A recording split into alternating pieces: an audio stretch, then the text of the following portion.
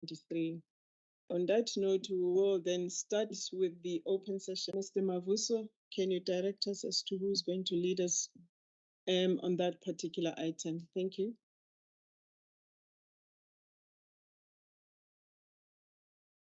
If Mr. Mavuso is not there, can I ask Mr. Ntakeni or Mr. Modise to just proceed and present? Chairperson, thank you so much, and good morning to the members and colleagues.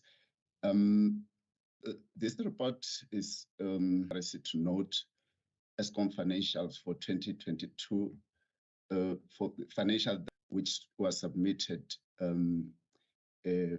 by March 30 March 2023 after several extension was requested by Eskom, and it was considered and approved by this committee.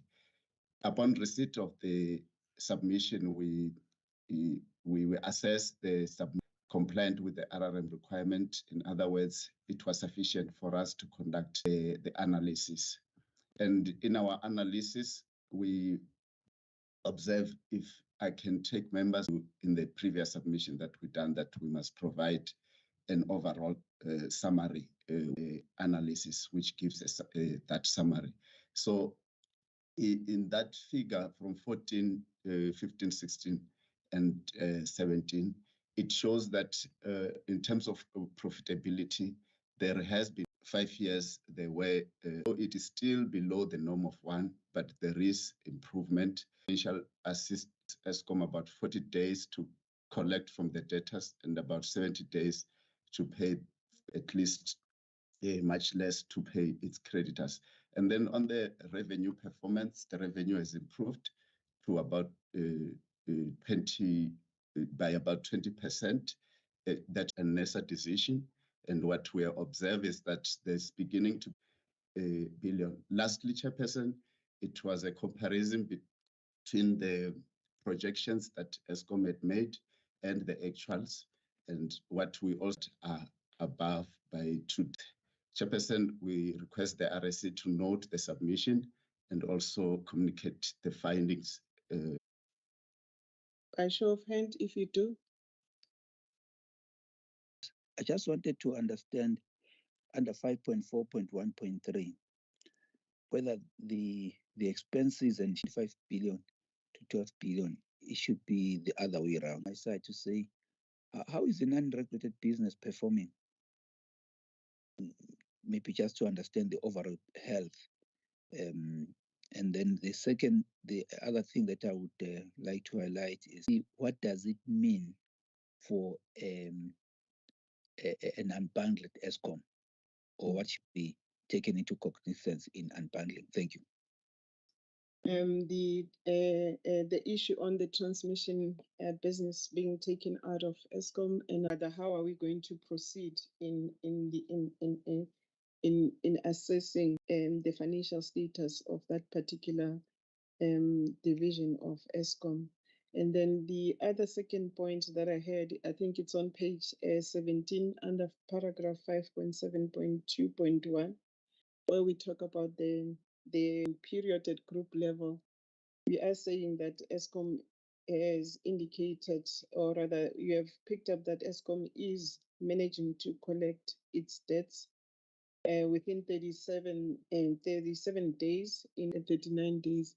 And then you then proceed to say that this implies that they are able to collect within a month and 2 weeks. I thought maybe there is a minor error there. It should be reading, or in my interpretation, it's incorrect.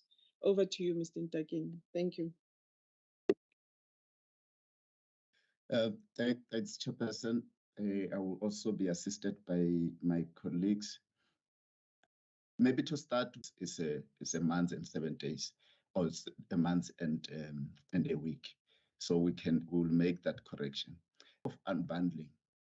So RRMs already encourage at a bundled level, and then we went further to do analysis at the transmission, distribution, and generation level. And we believe that at that level, it is already, but I believe there will be some assets transfer that might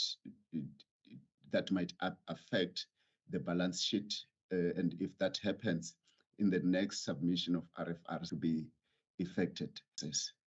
And then in terms of group level, is considering everything that is happening with it within ESCOM, and without really getting into regulatory. The regulatory aspect of it is only covered in the transmission, distribution, and generation. But at the group level, is everything that happens within ESCOM. Perhaps maybe we will need to extend the non-regulatory part of it from the group level. And then page 8, we will make that enhancement. Thanks, Ms. Mkhize. And the question on the expense is the permanent position. Will have to assist me, but that position we can't say is permanent because cost does change based on what happens on the ground. Again, seeing that this Choko's end is up, you may come in, sir. Yeah, Chair, I think on the last point that Mr. Ntakeni was speaking about, Chair, as far as ESCOM is not unbundled, it will be permanent. But as soon as then it gets unbundled, the shares will be allocated to the relevant companies. For instance, as talking about the transmission will not be sharing any of its costs with generation and distribution. They will be having their own human resource cost. They will be having their own costs related to the shareholder, I mean the CEO and stuff like that. But also we relate that to the about which the CEO asked about the unbundling of transmission will be a way of doing that under the RRMs. Yes, there will be, but just for your information, members, we have already started some work at the direction of the FTRM in terms of establishing, allocating revenues for transmission as a standalone company. That work, but obviously we had to make some assumptions. We've done it within the electricity pricing and tariffs department, engaging with our colleagues, especially in ELS and EIC. And the next step will then be to engage with ESCOM as to the validation of the assumptions that have been used. So the RRMs for a standalone company. Thank you, Chairperson. Thank you, Ntates Choklo. Members, any other issue? I don't see any hand. On that note, may I request that we then move on to 34. Just trying to move there. In terms of the recommendation, it is recommended that the REC is to note the comparative financial analysis financial report for the period ending 31 March 2022, and that the financial performance assessment will go. By show of hand, members, can I get an indication that you do support the noting of this ESCOM for the stated period? And also that we communicate to ESCOM our assessment. Thank you, Ms. Maseti. Thank you, Mr. Kumete. Thank you, Mr. Mkhize. I also do support. And the submission has been noted, and thanks very much. We would then move on to the petroleum pipelines regulation. Ms. Mtwa, if you could guide us on item 6. And please, may I request that we be conscious of the time. Over to you, ma'am. Thanks, Chairperson. In line with being conscious of time, Mr. Lukele, and the acting agent and myself would assist in the question where. However, the item 6 is a revocation application by OCO for its operation license.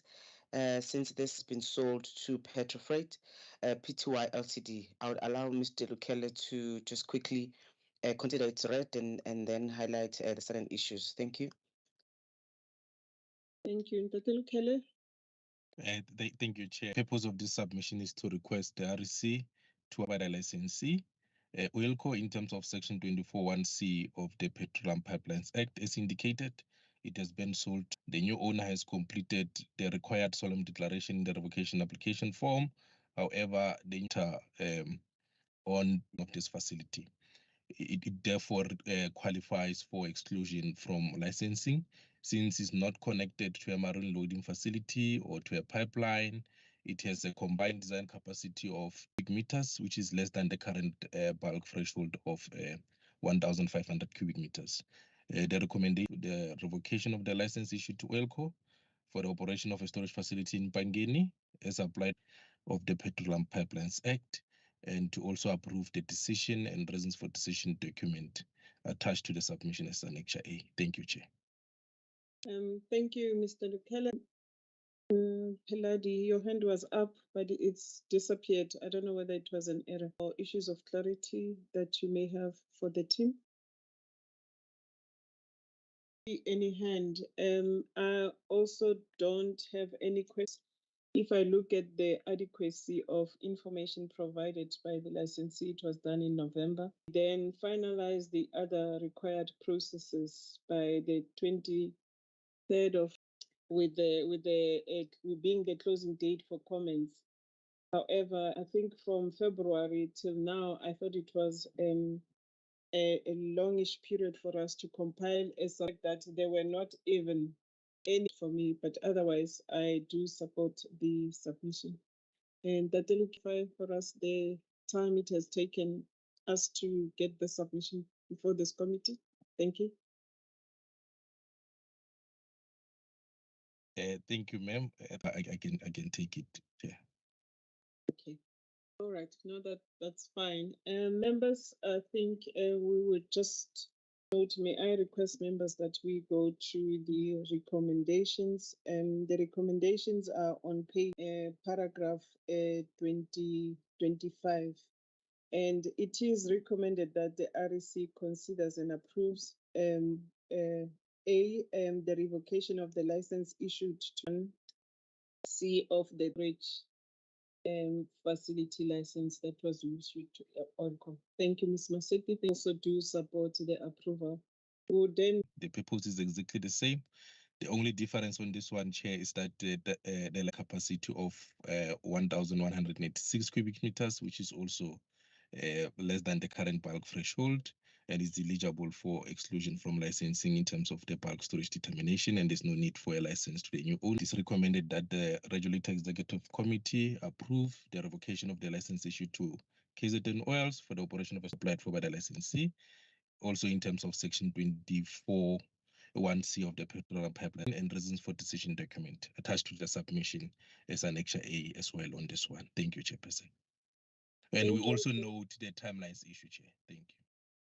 Okay, yes, that was going to be my comment as well. Thank you, presentation. And members, any questions or issues of clarity on this particular subject? I do not see a hand from members. May I then request members that we are on page 8, paragraph 25, which are for the REC to consider and approve the revocation of the license issued to KZN Oils for the operation in Mpangeni, KwaZulu-Natal province, as applied for using Section 23(1)(c) of the PPA, the decision and reasons for decision document as attached and marked. So do support the approval of the revocation.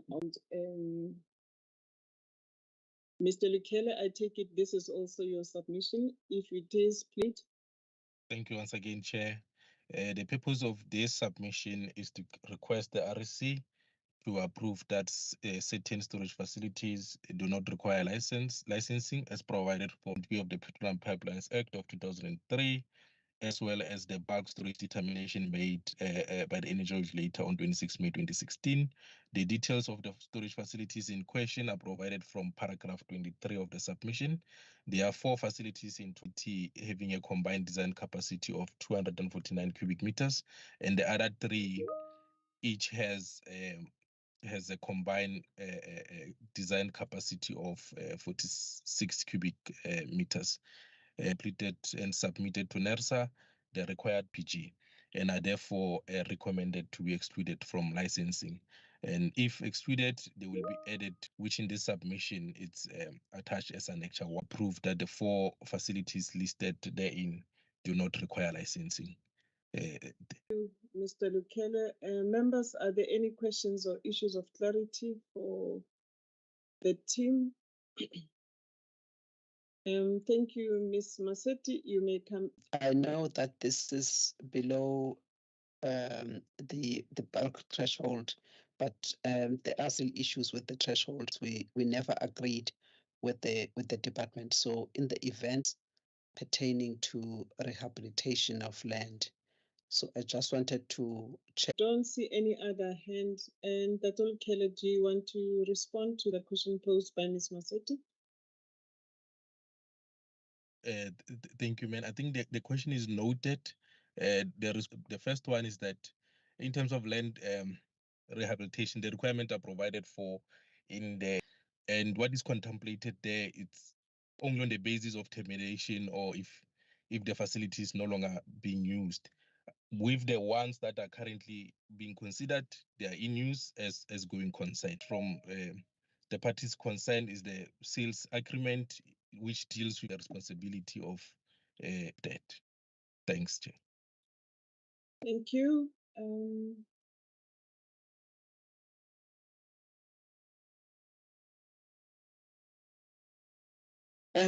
Thank you, Chairperson. So I'm just checking the licensees check on our tariff booklet if all of these licenses actually have tariffs in place, and update the committee. I will also try and do that in this meeting already on the chat box. Thanks, Chairperson. We'll await that. Hope Ms. Hattingh, I do not see any hand. And on that note, then may I then request members that we then proceed the recommendations which are following storage facilities. We approve that the following storage facilities do not have storage facility in Wamakhanya and KZN province, and 5 Truck Stop Pty Ltd, existing storage facility in Free State province. And the fourth one is Sevens Properties Pty Ltd in Mpumalanga province. By show of hand, members, can we approve? And this will be subject to that information that will be provided by Ms. Boko in due course. To item 9, I take it Ms. Boko is yours as well. Ms. Boko, it's yours. Or is it Makopela? Guide me as to who's going to lead the committee. Yes, Chairperson. Oh, sorry, Ms. Boko, go ahead. Oh, thanks, Chair. We have Ms. Makopela ready to introduce the submission. Thanks. Good morning. The purpose of this submission is storage and loading facilities. In terms of actuals and estimates of volumes, revenue, OPEX and PPE used in tariff calculations was performed, and a further comparison is made on which is 2020-2021 versus the actuals of the 2021-2022 financial analysis of the financial ratios. The analysis on the financial performance and financial position of Sasol Oil's petroleum storage, loading and pipeline facilities reflects that these facilities are while pipeline facility remains below the general norm. On the leverage ratio, remain generally on acceptable ranges. And in terms of the efficiency ratios, it shows that the loading and the pipeline data are recovered on time, while the pipeline facility data are not recovered on time. It is therefore recommended that the REC notes Sasol Oil's RF consideration. Are there any questions or issues of clarity that you may seek from the team before we move on to our recommendations? I see Mr. Gumede has comments on this, but I'd like to put it this way. This commentary accounting is about sourcing appropriate regulatory data that will assist in, as NESA, we only regulate petroleum pipelines infrastructure when it comes to Sasol Oil. And because Sasol Oil undertakes many functions, some of which classify and then allocate this cost, so that it allows us to better set the tariff. This process for me seems like we are analyzing the profitability of Sasol. Question: in terms of these submissions, are we actually looking at regulatory impact assessment, or are we looking at are we looking at this as regulatory accounts in terms of the objects of which are given on page 3, for instance? The question I'm asking is that how does this data that is provided here support those objectives that are clearly outlined on is only a cost center and in most of these integrated operations? How relevant are the issues identified above for petroleum sector of an integrated oil company? Number 2, if we can then just on table 1, it would be useful if we could indicate which product is being stored. Mr. Gumede, can you, I'm struggling to hear you a bit. If you can lift up your voice, maybe it's where I'm sitting. All right, I'm just saying that in terms of table 1, would it be possible to then indicate which product is stored so that when one looks at the tariffs there, it makes a lot of sense. For me, I think, Chair, if you look at paragraph 33, concerned about that SNI, because SNI is a cost center for Eskom. And at best, there'll be line deals with components. There's an issue there about theft of product. How true is that? Chair, I will stop there. I have lots of questions on this, which I will forward to the team. But in essence, it's about RFRs. I am a bit concerned about how we were supposed. I was not part of the design, but for me, the question that arises in my head is that RFRs were supposed to be put forward for regulatory accounting purposes, for us facilitating us to actually when we design the tariffs.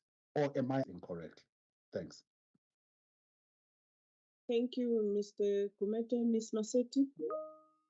Chairperson, mine is on graph 36 and 37. There's confusion there, Chairperson, at least the way that that I read it, especially if one considers or read those two paragraphs together. Of 37, where we are showing the baseline year of 2020, and then she's been in financial year 2022, which is that 21-22. If that can be clarified exactly what is going on there, Chairperson, because we also saw in terms of looking at the variance, the clawback. There's no 2022, 2023, where if there was any variance in 2021-22, variance in 2021-22 must be looked at in 2022-23. Why do we fall?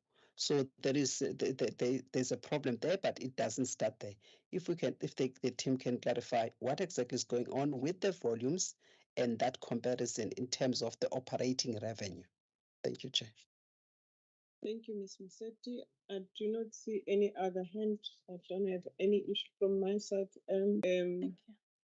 RAR can come in terms of if they are going to be able to assist. Over to you, ladies. Okay. Yes, RAR and also our RRM special matter of relevance.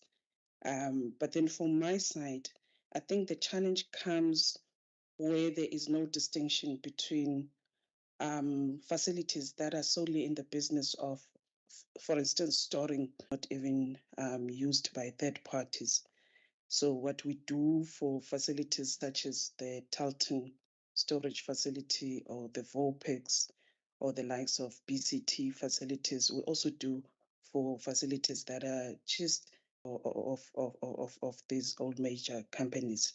So this is why the question of relevance, because you can't talk to a matter that we need to look into together with the specialist and RAV as to basis to first distinguish between these facilities and see what we can do. So see what RAR and Mr. Sintumula says on this, but then that would be arises from there being no distinction, really analyzing or receiving actual data as compared to the projections that were made at the period when or the time of tariff determination, is that in analyzing projections going forward. And it also assists us in determining the clawbacks. We then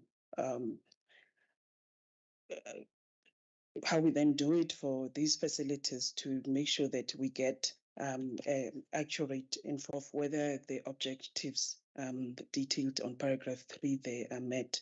So for me, where we always have sight of actual data, even if it is periods that have already passed. We will indicate the product stored so to see the impact of this. To table 3 in terms of what it means. So the Chairperson, we're trying to show the volume increases over the years being 2020 and 2020, 21 and 2021, 22, which is the year we are into. So, and then we're also doing a comparison with the volumes that we used in the determination of tariffs in that period. So we just in the preceding financial year. And coming to the issue of product theft, and yes, Chairperson, this is information that we received from SASO that there were theft incidents this is factual information from the licensee on this front. I think I've from Ms. Maseti. Thank you, Chairperson. Thank you, Ms. Mafupelo. Thank you. Thank you. In terms of the on paragraph 36 and 37 of the submission, we are showing the revenue we compare the actuals of 20 auditing, which is 2021-22, and the paragraph 37 we was forecasted versus what was approved. We are comparing the actual versus what was forecasted. Maybe in the next financial year, when we bring the submission, we'll do it the actual of 2020 or the preceding years. I think Ms. Maseti's hand is up. She's got a follow-up question, Ms. Maseti, or a new question. Ms. That issue of over recovery and the clawback, it is very specific. So if there was over recovery in the year 2021, 22, surely that 2022, 2023, not in the year, and also maybe one could have explained the lower operating revenue there that we have noted. At least the volumes were higher than even the ones that we forecasted. So surely that.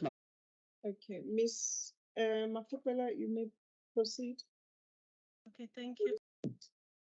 I'll respond on the one for the 2020-23 financial year. Currently, the financial year for Sasol Oil is 1st July and we'll only get it after this financial year has closed, which is financial year doesn't start in January, but it starts in the middle of the month.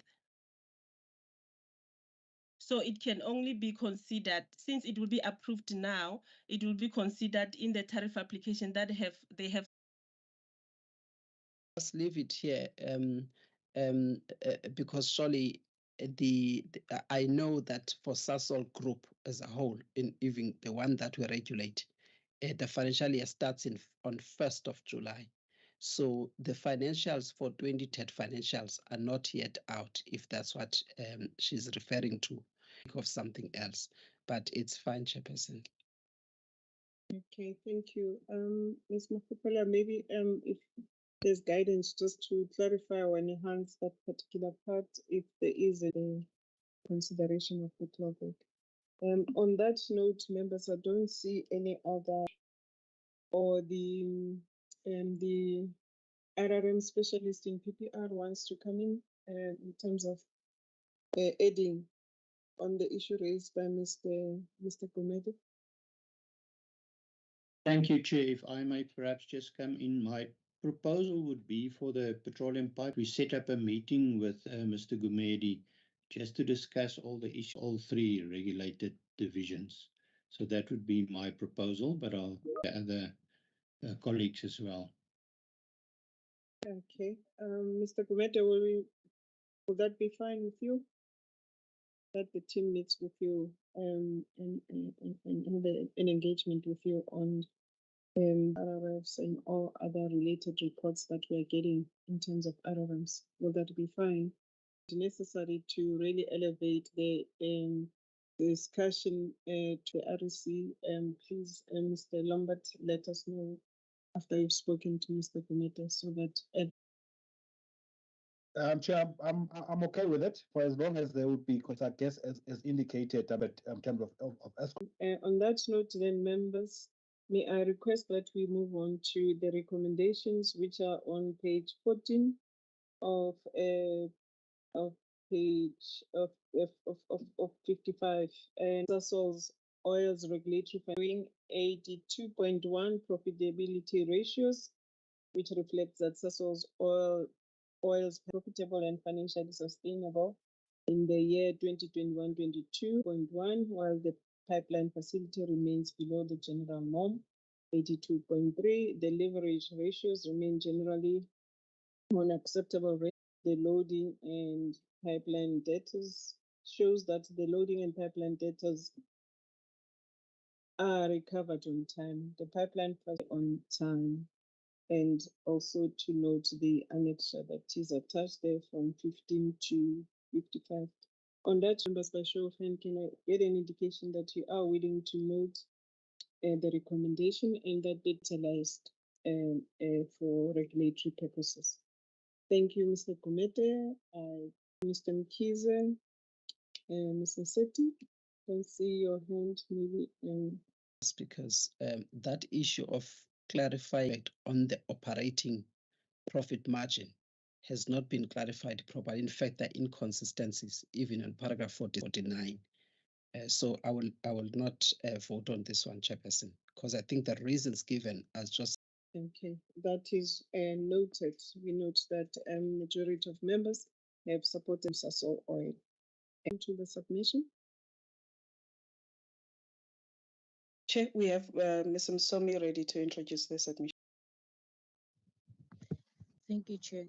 The purpose of Dalton Petroleum Storage Facility submitted in compliance with the requirements of the Round 1 Volume 1. We have assessed the RFRs focusing on the following areas: the comparison of the actual values against the tariff calculation to determine the clawback calculation provided on page 5 to page 8, and the ratios analysis assessing Transnet profitability, liquidity, leverage, and efficiency provide reduction in Transnet storage facility profitability compared with the previous financial year. Liquidity ratios remain unchanged compared with the 2021 financial year. Leverage ratios remain at the accepted range. Efficiency ratios show a reduction in the Transnet. It's therefore recommended that the committee notes Transnet RFRs for the Dalton. I don't see. Oh, Mr. Gumede, yes, you may come in, sir. Thanks, Chairperson. The comments on the previous one still apply, but I just wanted to raise a concern. I mean, based on paragraph 27, and the extent that they have lost those volumes, and the natural response is to increase the tariff. To me, I don't know, because some regulation is supposed to mimic what should happen in real life. To what extent does that mimic what actually happens in real life? Okay, thank you. Ms. Msomi or Ms. Boko, the point raised by Mr. Gumede. And members will recall that we've initiated phase closed on the 5th of May. So we are trying also informed by our legislation. As well as our regulatory tools that we have. Chair, I'm happy with the response from Madam Boko, and she is correct. But I think for me, the question that we need to do, because to me, it makes absolutely no sense this, because all that's going to happen to them, even the volume that are supposed to go to Gaborone, are not going to go, because the minute you double that tariff. And I think Ms. Boko, I am aware that this is part of your regulatory advocacy from NESA side with the policy maker. On that note, members, may I then request that we proceed to recommendations. See any other hand that is up? And I am struggling a bit with the Wi-Fi and may take me a bit to get to recommendations, but I'll ask Ms. Harting to assist as 16 and its paragraph 75.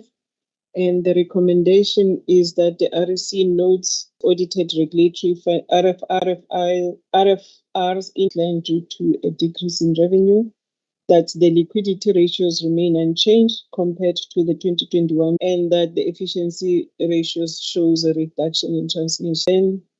Get an indication from members that they do support. Thank you, Mr. Gumede. Thank you, Ms. Maseti. I do support the noting. That note, thank you, PPR team. We will then move on to the pipe gas regulation section, and we'll go straight to item 11. Good morning, Chair. Regarding the rehabilitation fund, and to approve that Transnet be required to undertake in the market for an acceptable financial instrument that will meet the requirements of regulations 11, subsection 4 and 5, as with information on the considered financial instrument for NESA approval. Based on the information provided by Transnet in their correspondence, it can be established that out of the options provided by regulations 11, subsection 5, due to the administrative and financial burden. In addition to this, the insurance policy may have a negative impact, as the funds may not be ring-fenced specifically for rehabilitation purposes. Indicated that the bank guarantee option will exhaust all credit facilities, Transnet's primary bank, which is the First Rand Group. It is therefore proposed, Chair, that NESA respond to the letter advising Transnet to undertake further research in the market for an acceptable financial instrument that will meet the criteria as set out in Table 1 of the submission. On this particular submission, if you do have, please, by show of hand, let me recognize you. Thank you, Mr. Mkize. You may come in, sir. Confused here. Why is this submission before the REC when the technical teams of NERSA and met to provide further PPR, so that maybe a mechanism that is found at the end of the day would be able to work for both?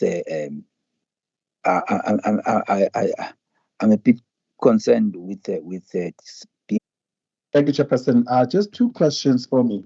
The first one is a general question. I think I may have asked before, but I'm not sure what the answer was. On page 2, paragraph 4.2, do we apply, was the idea that all of these regulations, how did we compensate for that?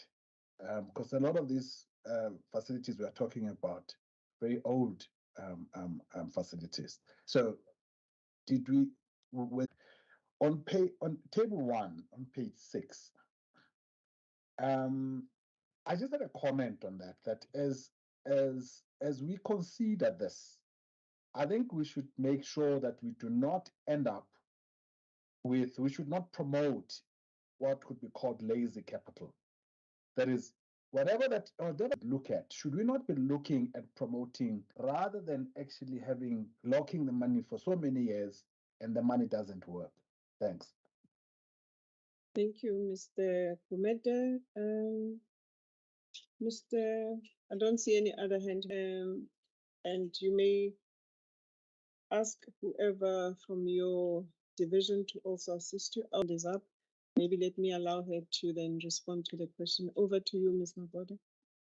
CEO, we had meetings with Transnet on this particular issue, where Transnet's technical team and our team at NERSA, including the team from PPR, were also invited in that meeting.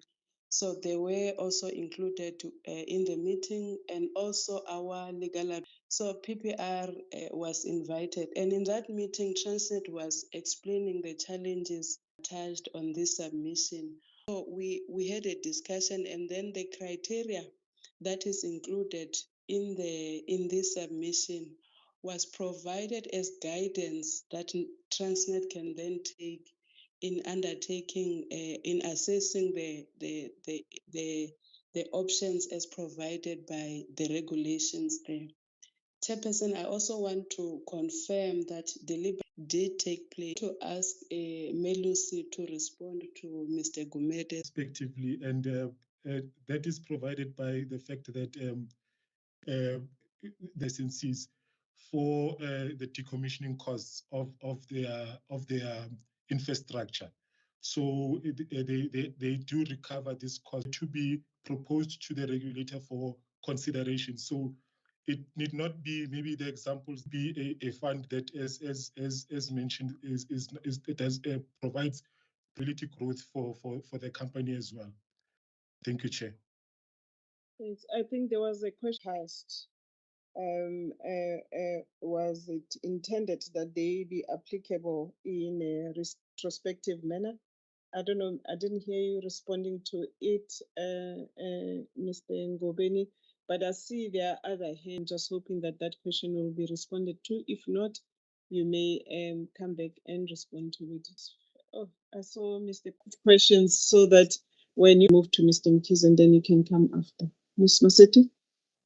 It is and sort of it's not necessarily the question to the team, but the issue of the processing of the submission, which I would not want to deal with it in the open meeting, but having heard Ms. Magoda indicating that there was a responsibility on their part to process what is before them, and having consulted all those that may have the recommendations with regards to how we view it in gas, that we can be able to deal with the funds that are supposed to be, or guidance on that. And I think what is also important, Chap, on the tariff payers. So it's something that we must be careful about. It's something that we discussed when we were on this very same issue then, when the trust after the approval by the Treasury, by the National Treasury. So now it has changed, and it means it also gives us an opportunity to check the risk of the fund.